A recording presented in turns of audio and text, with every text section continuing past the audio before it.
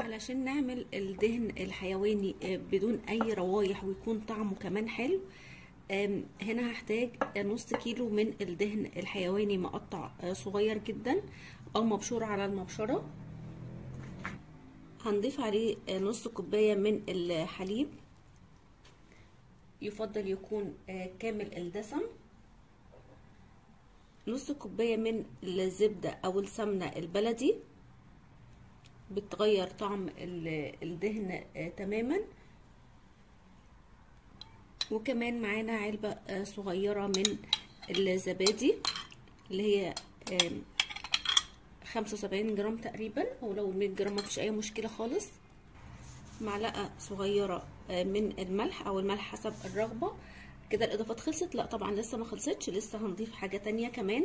دلوقتي هرفع الدهون بتاعتي على نار متوسطة كده بقى. مع التقليب شوية بشوية هلاقي الدهون بتاعتي ابتدت تنزل الدهون اللي فيها او تسيح.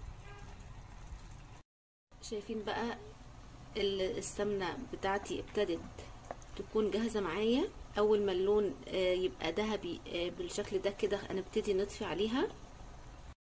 دلوقتي اخدت بقى اللون اللي انا عايزاه خلاص. في الوقت ده هطفي عليها، وكمان السخونية بتاعتها كمان بتحمر الدهون اللي معايا زيادة شوية.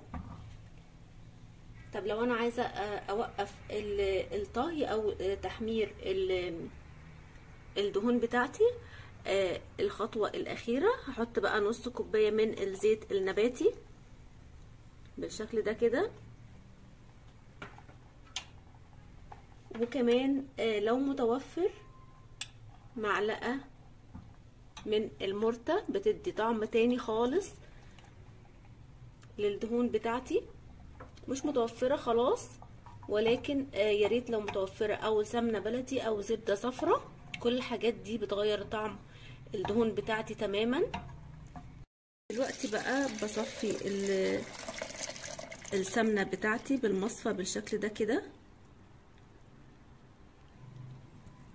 شايفين بقى السمنة بتاعتنا ذهبي جدا وملهاش اي ريحة، والطعم طبعا تحفة لو بنطبخ اي نوع من انواع الخضار.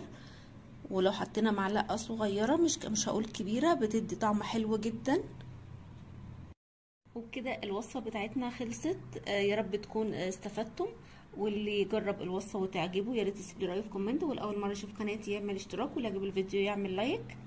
سلام.